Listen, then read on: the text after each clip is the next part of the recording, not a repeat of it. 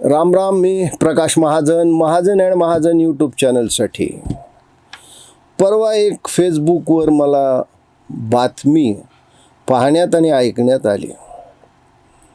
महाराष्ट्रामधला एक राजकारणी असा समोरच्या पत्रकाराला म्हणत होता की 2029ला या महाराष्ट्रात सत्ता बदल व्हावा, आमची सत्ता यावी आणि मला गृहमंत्री करावं, मी एकेकाला दाखवतोच.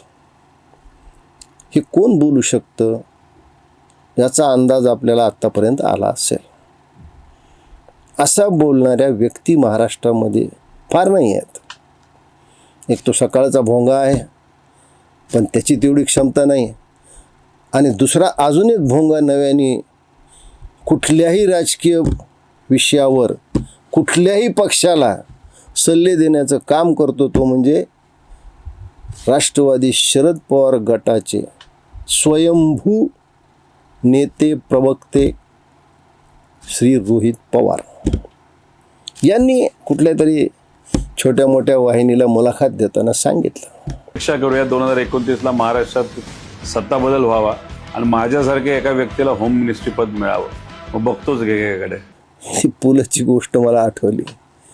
पुलंनं त्याच्यावर काय गंमत सांगितलं ते ऐका. पुलं काय म्हणतात ते. शैक्षणिक दर्जा काय, एकूण कर्तृत्व काय, याचा अजिबात विचार न करता मत ठोकून द्यायचं.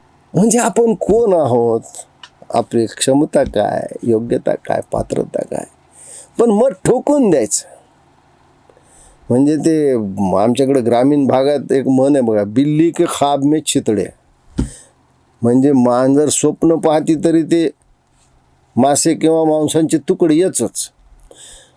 म्हणजे हे पवार घराण्यात जन्माला आले, यांना कारखाने विकत घेण्याचा अधिकार, यांना दुसऱ्याच्या जिल्ह्यात जाऊन दुसऱ्याच्या मतदारसंघात घुसून जातीवाद करून निवडून येण्याचा अधिकार, यांना मंत्रिमंडळात मंत्री म्हणून सामील होण्याचं स्वप्न बघण्याचा अधिकार.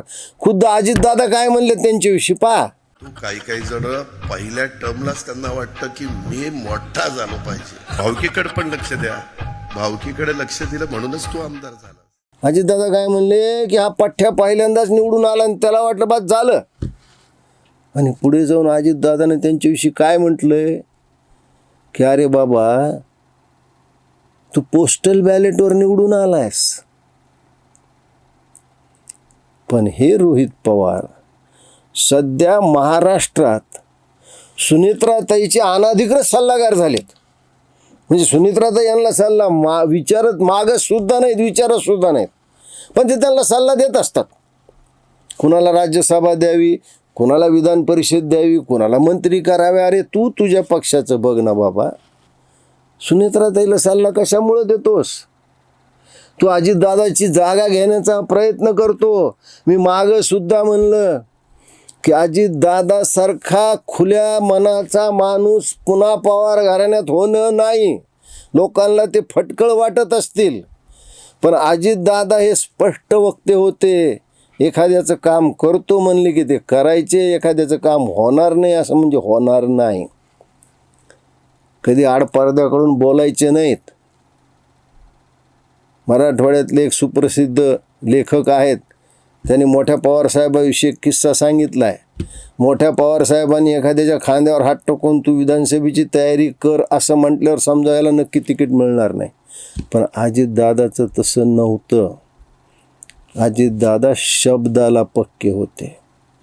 असा पवार पुन्हा होणे नाही.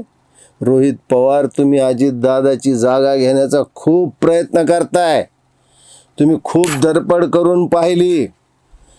अजितदादाच्या दुर्दैवी अपघाती निधनावर, त्यांच्या सरणावर तुम्ही राजकीय प्रतिष्ठेची, स्वतःची प्रतिष्ठा वाढवणारी पोळी भाजून घेण्याचा प्रयत्न केला. हे अख्ख्या महाराष्ट्राने पाहिलंय. तुम्ही एक ट्रोलर गँग यूट्यूबरशी बाळगलेली आहे आणि मी अख्ख्या महाराष्ट्रामध्ये तुमच्या विरुद्ध कुणी एक शब्द बोलला तर त्याच्यावर ते तुटून पडतात. त्याच्या जातीवर तुटून पडतात. हे तुम्ही करताय हे जगाला माहिती आहे. तुम्ही अशा स्वभावाचे आहात म्हणून तुम्हाला हे सगळं असं पाहायला मिळतं. तुमच्याकडे यश तुमच्या नशिबात नाही आहे. 1200 मताने निवडून आलात, माहीत नाही तुम्ही 2029ला निवडून येताल का नाही, पण स्वप्न तुम्ही गृहमंत्र्याचे पाहताय. स्वप्न पाहायला पैसे पडत नाही, स्वप्न कुणीही पाहू शकतं.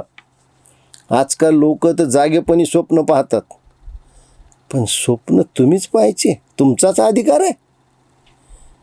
तुम्हाला काय महाराष्ट्र आंदोलन दिलेलं आहे?